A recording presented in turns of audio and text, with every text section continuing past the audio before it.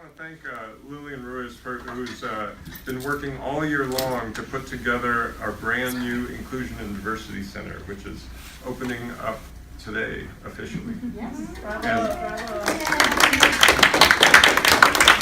The help of a lot of people. And as part of that process, she's put together this fantastic panel of students to talk about inclusion and diversity at GCC. And we're really lucky to have all of the folks here participating. And Lillian's offered to be our moderator, and she'll accompany us down to the Inclusion and Diversity Center afterwards for some nice cake and refreshments. Thank you. What I was thinking about in terms of this panel is that this would be a wonderful opportunity for students to tell us a little bit about their experiences with diversity and inclusion and some of the ways they see GCC moving forward into the future.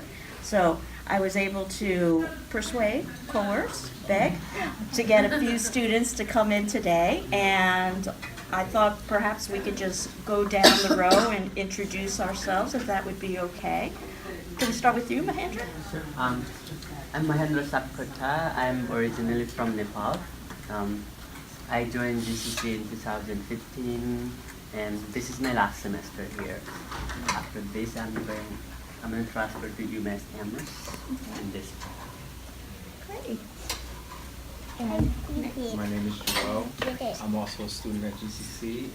I came to GCC about 2 years ago. I never thought that I was ever going to attend college. It's been a really great and awakening experience for me. I've learned a lot of things about myself and about the community that I lived in for so many years. And I will be transferring from GCC to State next year. Great. Thank you. And Lou? My name is Lou Vincent, and I have been at GCC for about 5 years. I'm a single mother, and my kids are people of color, and this journey of trying to support my children and my growing awareness of what our society is that I didn't know that it was, and what my kids' needs are, that I'm growing in that knowledge. Is really what is bringing me here, and keeping me active probably for the rest of my life. So I am also transferring in the fall, probably to Mount Holyoke. My name is Olatunde. I grew up in Oklahoma City. I'm new to the Massachusetts, Asheville, Western Mass area, but I served 11 years in the Air Force as a weather forecaster and wasn't getting the fulfillment that I needed out of that career, so I wanted to be a teacher and had to go to school. So yeah, my partner, she's from Western Mass, so that's how I ended up here. And I got my son Ozzy, and then I also have a 14-month-old Uzoma, and he's in kindergarten, so most of the family is in school. But yeah, I don't know.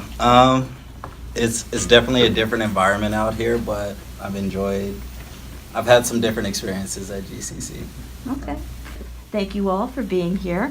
And I have a few questions just to sort of get us started. The first was just the term about diversity and inclusion, and if you had any thoughts about what diversity and inclusion means to you. Yeah, so that was a tough one, I think, because inclusion, when I think about inclusion, I guess is, do you feel included in whatever group or wherever you're at? Do you feel like you belong? And some things that come to my mind when thinking of inclusion are community, sharing and helping and learning about things that are unfamiliar to you. And diversity, I don't know. It's variety, I guess. And yeah. Okay. Anybody else wanted to take a stab at that question? Yeah. When I think about diversity, I feel when you have many types of flower in your garden, it doesn't feel so beautiful, rather than only one type of flower. I think that's a diversity. That's beautiful. Thank you. Any other comments? No, it's just that feeling of belonging. I think it's a strong feeling for me with the word inclusion, is that signifies belonging, whereas diversity might offer you a wide spectrum of experiences experiences or people, or it doesn't hold that same word, belonging, and feeling like you're part of it necessarily, which I like in inclusion. Great. What do you think we're doing well at GCC in relation to diversity and inclusion initiatives? Thanks. I think, and you know, I'm learning in one of my previous classes that I am in now, a lot about the social structure and economics and, you know, how, sad to say, but, you know, the way the system is set up, we categorize each other and, you know, according to race or sexual orientation and stuff like that, and we teach about this stuff.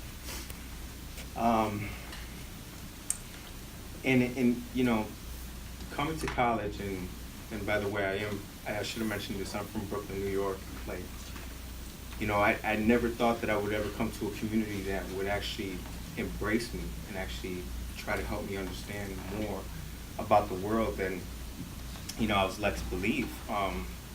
So coming here, you know, I learned about indigenous slaves and, you know, the hierarchy that society puts certain individuals on.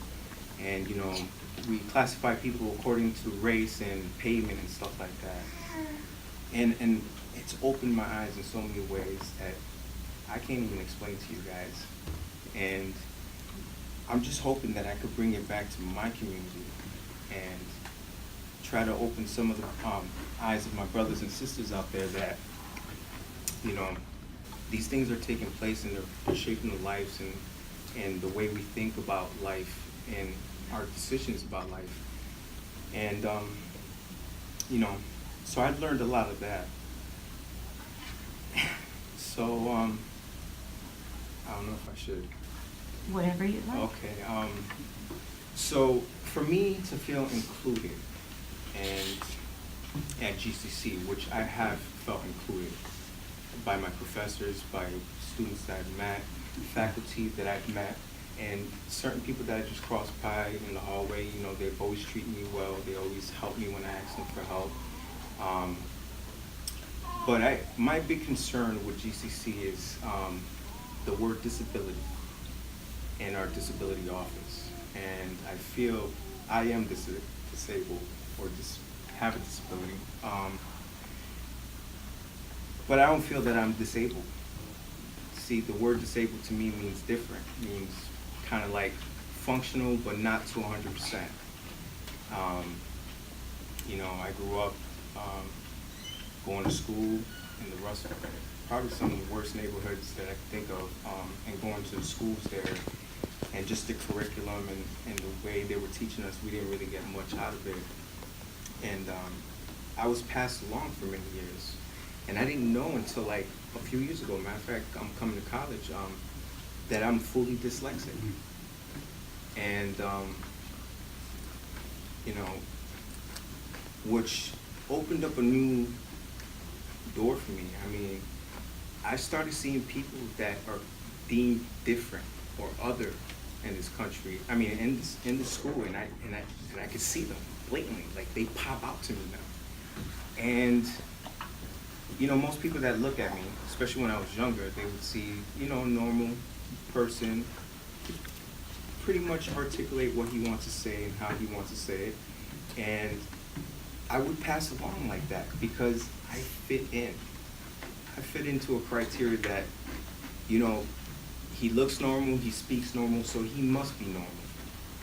And I think about, again, my fellow brothers and sisters that, you know, show these signs, that they can't hide it as well as me, and how, you know, the system, social system kind of puts them in this category like, you know, they're disabled, you know, they need help with all this stuff and that they're, you know, they can't do things on their own. That's not true, you know, it's not true. So my thing was to feel included at GCC was that, you know, I love everybody in the disability office. I think they're great people. I think that they do their jobs well. They're there to help people. I just don't agree with the name disability services. And I know that you guys don't intentionally put it that way to make us feel excluded from the majority. But we teach about this in class, and we talk about, you know, how people are segregated because of disability, races, sexual orientation, you know, financial class. And I'm just more on the point, like, we should practice what we preach. That's it. Thank you so much for your honesty. Did anybody else want to talk a little bit about either things GCC is doing well or perhaps places where we can improve? I think definitely there have been like a couple of panels and like some different talks, like Black Panther like screening for the students, and then the subsequent panel that followed after that gave us the opportunity to have like a lot of these difficult like conversations about like exclusion or inclusion and race and class and things of that nature. And so I don't know, where can GCC improve? And I don't know, I guess when I think about, we're talking about like just GCC, like the school as an institution, or like the people, like what makes up GCC, and I think it is the students. So there's different levels, like on an individual level, like I've been able to make connections with people and who've been able to like nurture and foster like this desire to learn that I have, like after returning after a 13-year absence. Like I left school because I wasn't able to afford it, and I didn't want to fall into that student loan trap or whatever for forever. So I think, I don't know, some things to improve on, because like I don't feel a part of this. And when I say a part of this, I mean like not just this country, but like especially never more so than when I came to Massachusetts, where like I live in Ashfield, and I don't know if you're familiar with Ashfield or just like Western Mass in general, but like I stick out everywhere. Like I'm the only Black dude here. Like, how can I feel included? Are people making me feel included? Are they like going out of their way? Like, I don't know. Like, I know when I engage people, like sometimes it's to different varying levels of like effectiveness or mutual benefits, but I don't feel a part of like this. I feel like I'm here to get my education because like it was an affordable school. Like my partner happened to grow up in this region, and then like I'm this one Black dude that's it's like in this area. And like for Franklin County, like I looked up the Census Bureau like statistics. It's like 1.4% like Black. And I'm like, for every 100 people, like one of them's gonna be Black. And I don't know, like if you could, like I don't know if anyone in the room has ever been like in that type of environment, like where you're the only one, and not just like for whatever, like these different like groups of diversity or like whatever, but like been the only white person around like 99 other Black people on a daily basis. And I don't know. And then I come out here and it's super nice in Ashfield, and my son gets to go to a great elementary school, but like he stands out because not only is he brown, but his daddy's very visibly Black. I'm 35, like been through like these same history, like tired, whitewashed history lessons, like over and over, like these different agendas, like the separation of poor people, like poor Black people and poor white people by a few rich, like white people that are controlling everything. And I feel like, I don't know, how are we ignoring this? Like, and then I come out here and I talk to different people and hear different perspectives, and I don't know, and like, meritocracy, or like, I don't know, like pull yourself up by your bootstraps, or I don't know, like I have a Black friend. I'm like, no, I'm not your Black friend. I'm a Black person that you happen to encounter with frequency, and that's it. So I don't know, how is GCC doing with inclusion? Like, how's America doing with inclusion? Which is not, I don't know. Like, I don't know. Oh, you do know. That was so articulate. Thank you for your honesty. You were great. Did anybody else want to perhaps add? I've been thinking a lot about this word inclusion, and I do a lot of work with different groups in the community, and because my kids are brown and they stick out. And so the word inclusion, I've really been just feeling it like there's a part of inclusion that means we invite you to the big white party. And that sounds kind of rough, but that's partly how it feels. Like by saying we're being inclusive means this big dominant structure is gonna welcome you. The other side that I'm digging for is, there's another word that is unity, which means that every single person, whatever diverse aspects they have, whoever they are, is equally essential to the society surviving and thriving. And that's why we're not thriving. This world is in pain, and a lot of people are in pain. And the big dominant society is even showing signs of pain. It's not just the minorities, So I feel like that taking sociology, like coming in here and learning about the meritocracy, learning about redlining, learning about all these things, learning that it's not all about bootstraps, was core to me understanding that we're in a structure that is totally stacked against people. And that's one of the things that JCC has done. It's just like, I feel like if I had one wish, it would be that everyone coming through the door has to take that class and learn. Thank you. Anything you might want to add, Mahendra? No matter what's on the mainstream media and what's like people talking about, like spending in 3 year in GCC, I never feel like outsider. I always feel included. That's weird thing about GCC. All my friends, teachers, they've been so great to me, and they always treat me so well. I feel more included when people treat me like everybody else. That's what GCC is great about. Excellent. Wonderful. And the fifth question I had listed, and it's very open-ended, about what makes you feel included and welcome in a community. And some of you, I've already addressed that. But was there anything else you wanted to add, or a question that you wish that I had asked that you would perhaps like to talk a bit more about today? Can I just add one thing?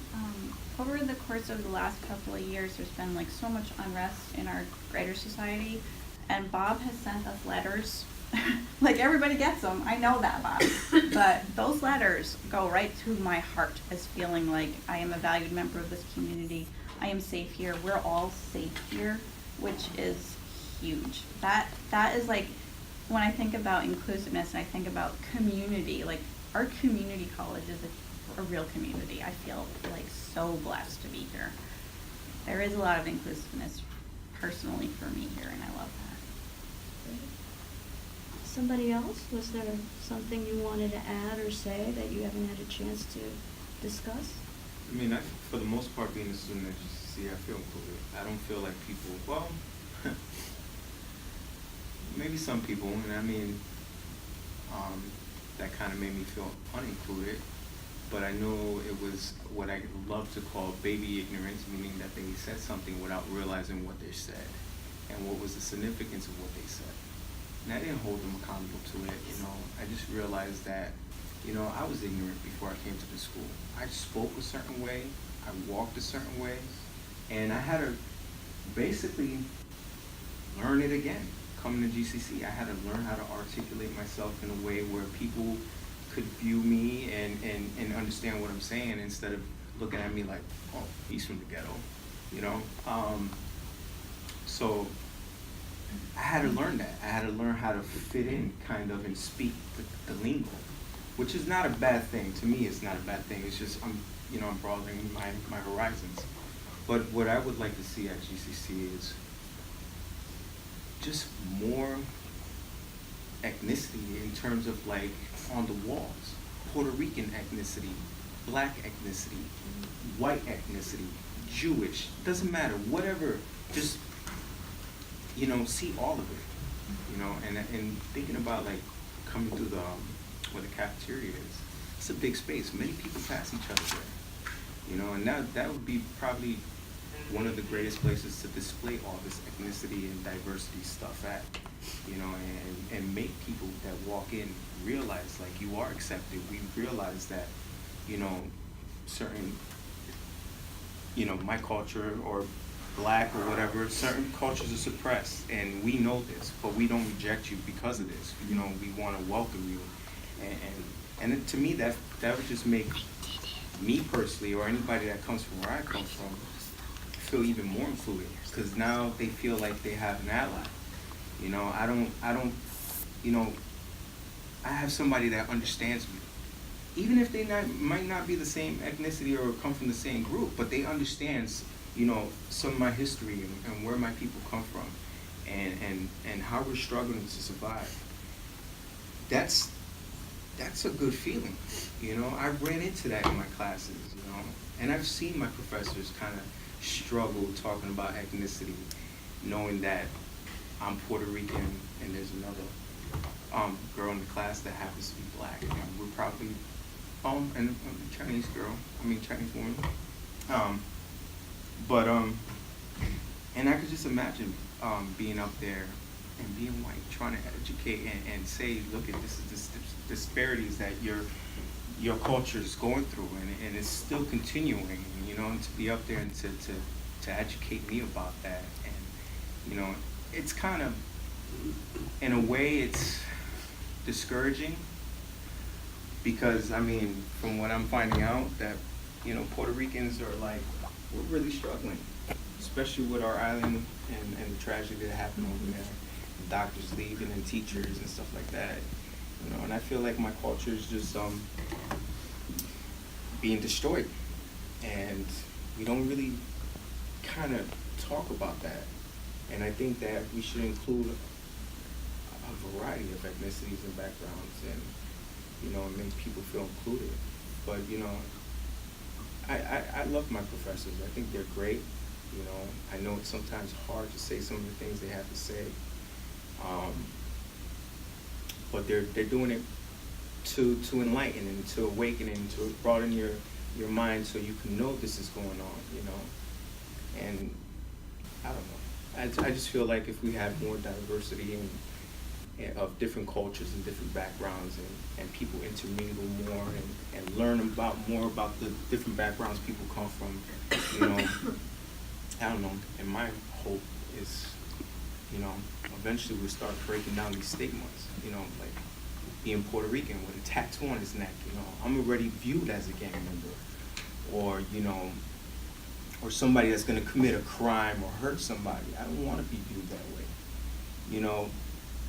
And, you know, I was a gang member, you know, and I don't practice no more because I don't believe in it.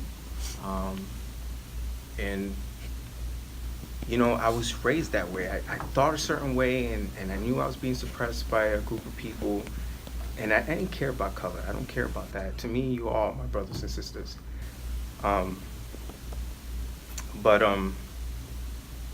You know, just having that pressure on me and trying to come to school and knowing people, sometimes when I sit at the butt hut, people might look at me, you know, kind of different, you know, because, I mean, I admit, I probably have a little bit of intimidating features to me, whatever, but that's not me. That's not who I am. You know, I lived that life for a long time because that's what I told I was supposed to be, you know, and TV told me this, the media told me this, and, you know, books are saying this in some form of way, but I'm not that person, you know. And I know now, like, even though I represented that at one point, I realized that education is very important, that being aware and informed is very important, and thinking critical and thinking about things critically is important. And when I think about it as a Latino man, you know, thinking about the neighborhoods I came from, I was like, wow. Like, if other Latinos that were and African Americans and poor whites, it doesn't matter, that grew up in my area, that had this access of this information, that, you know, I think it would open their eyes and make them see, or make them, like, kind of throw wood into the fire to give them that oof to, you know what, I want to change this. You know, and the reason why I came today, and as you could tell, I'm nervous. And Lillian is my professor, and she talked to me about it, and I'm like, I don't know. But the reason why I'm up here is because I want to speak for people that are disabled, or, you know, Puerto Rican. We want to be included. We don't want to be looked at as different, and we're not different, you know. society deems us different, but we're not. We're all alike. We all bleed the same color of my eyes. So, I don't know. Just, I would like to learn more about everybody's ethnicity. You know, I don't even know much about my own, and I would love to learn more. And I don't feel like it's being taught as much. So, I mean, if that was to happen, I think I would feel more included. Thank you so much. Thank you. Any other thoughts or comments you want us to add? You haven't had a chance to discuss at this point? I don't know.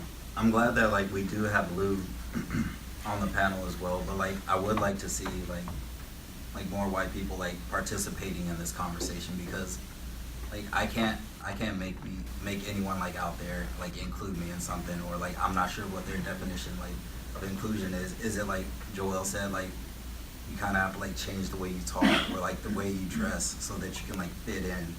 Because like I'm tired of like trying to fit in. Like I've had to fit in like in order to, I don't know, to assimilate to whiteness, and like and that what that is. And I don't know, it's tough like if I speaking a different way with my friends from back home, like my black friends, like where I do feel like a part of something, because like I would feel more included if there were more black people. But like I don't know, like apparently like this is the amount of black people that Western Massachusetts has, and like I don't know, like that's it. So maybe GCC can do nothing except for, I don't know. I looked at the webpage and I saw that it's supposed to be 20% of GCC is made up of like people of color, and maybe that is what it is. I don't know, but it doesn't feel that way. Like when I'm in a classroom consistently throughout my 4 semesters here, and I'm like either the only person of color, or there may be like another person of color or something like that, like in the class. But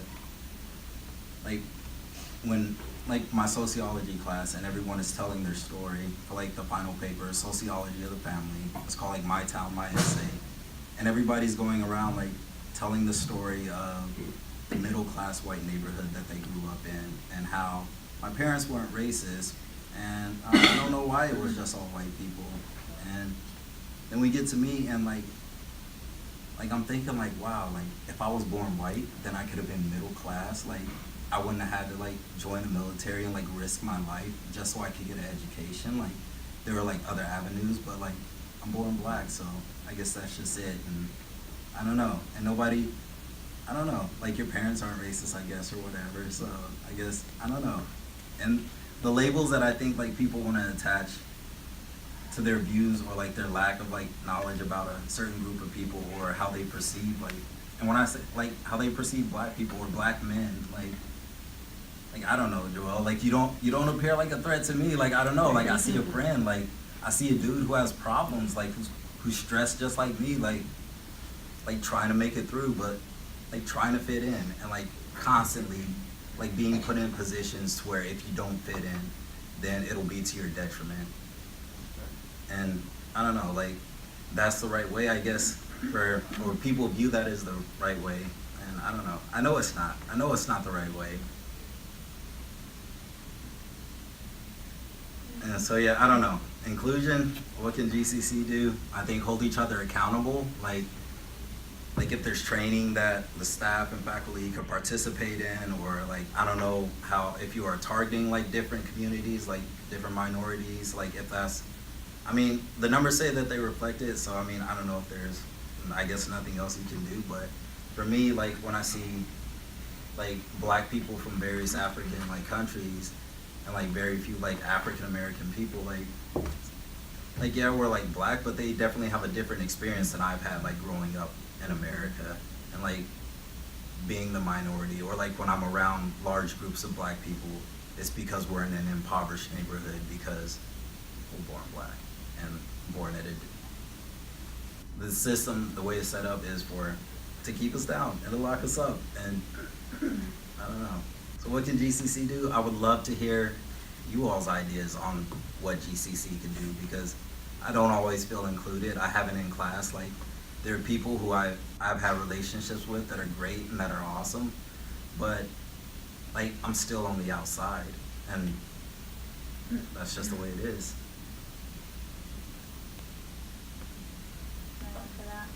Yes, please.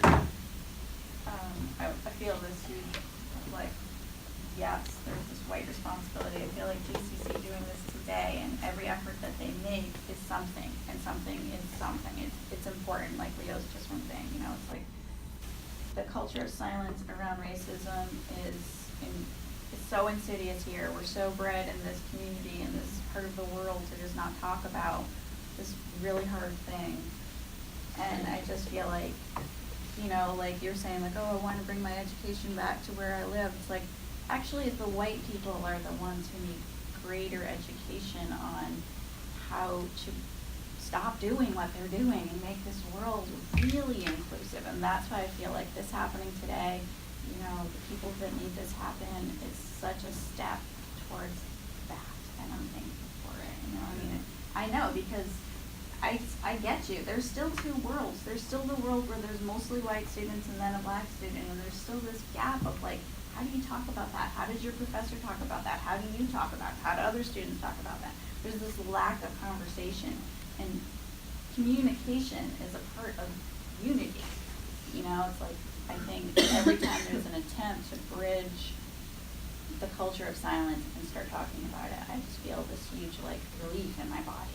I'm glad for it. Other thoughts or comments that any of you wanted to add? Oh, yes? Yeah. You know, I represent diversity in America, especially I came here in diversity visa. I was randomly selected, and I want to be here to represent diversity as a foreigner, Nepalese, and also talk about my experience and just representing this panel to the great start of this Diversity Inclusion Center, which is great. So it's a stepping stone. I hope this will bring back more diversity. This will include more backgrounds, more types of people here, hopefully. And to finish up today, my last question is, why did you want to be part of this panel? I can answer that. The reason why I wanted to be a part of this panel was that it was mostly about the disability thing, but I wanted to be a voice for those who, you know, I know there were certain individuals that were supposed to be here and that are not, or chose not to be. And whether that was because they have families they got to take care of, jobs, or maybe were discouraged because, you know, they didn't feel like they could articulate themselves well enough to get their point across, whatever. So, you know, I want to stand here for, you know, those people and people with disability that, you know, may not be able to speak up for themselves. And I feel that I have a voice and I know how to articulate it, and I think it's my responsibility, having a disability, to come up here in my behalf and their behalf and say something. And that's why I'm truly here. I'm just want people to be treated equally in the college. We deem this a sanctuary of learning, which I think, you know, we need to kind of break down these walls that society puts up. I'm not saying we put up, and, you know, we learn this through generations and stuff like that, you know. And I think by being more diverse and talking about this stuff and all that, that people that don't have this life experience or these type of experience can understand where we're coming from. So, you know, obviously there's a lot of stigma and a lot of misconceptions that are still being spread out there. And like I said, I call it baby ignorance. I don't fully believe that people are as ignorant as they once were, probably a long time ago. You know, maybe there's some, and like I said, baby ignorance, meaning that, you know, you just don't know better until you learn it, and then you know, you know. So I think as a college and as a school, I think it's kind of our job to kind of teach and show, like, no, that's wrong. That's a perception that's been carried on for generations and generations. That's why suppression in this country persists to happen. And people are classified and put into these categories. You know, whether he's black, he's a gangbanger, he's a drug dealer, he's a crack dealer, oh, he's Puerto Rican, oh, he's a drug dealer, he's a gangbanger, you know. And you know, if we keep on perpetuating this, and even in my community, we perpetuate this to each other, and we don't even realize that we're doing it because we're so brainwashed and so with our blind goggles on that we can't see the picture. And me coming here and being able to have somebody smack the goggles off my face and be like, no, this is what it is. Everything you thought that was happening is happening. Everything that you didn't have a word to put to, I'm gonna give you the vocabulary to put the word to it, because this is what it is. And you know, I think we need to teach that. And I think, you know, there's a lot of people that hold a lot of old-fashioned type of ways of thinking, and I do believe it's passed on generational, you know, and sometimes it's passed on probably without even realizing that they're passing it on as discriminatory racism towards a certain group. But we kind of need to shake that cage and be like, hey, kids, you know, and if we want this to change and we want, you know, people to come together, we need to break the cycle. That's all I have to say. Thank you. Somebody else want to add something or talk a bit about why they wanted to be on the panel today? I mean, I know I wanted to be on the panel because I want to be heard. Like, I think about a lot of different things, like I am learning, and like, yeah, it's like confronting certain realizations and like really coming to terms with it after I think for so long not speaking and just keeping the status quo and just getting along so I could get along and getting by whatever way I could get by. Like, I've spent enough of my life like not talking and not speaking that like if I have the opportunity, then I'll lend my voice to that discussion and that topic, and I'm willing to like to engage in this dialogue with people, because it's not that I think like, oh well, maybe they don't know. I'd be like, no, you know, but like also like I can speak on it too. Thank you. I agree. Having the opportunity to engage and to move forward and to change the culture of violence is huge. That's why I'm here today, just to keep that forward movement. Thank you. Mahendra? I'm here today because I want to give full support to the Inclusion Center, which is a really great step to the future of diversity and inclusion. Thank you. Any last thoughts or comments from our panelists that you would want to share with us? I can't thank you all enough for your honesty and your bravery and your intelligence and your heart. Thank you so much.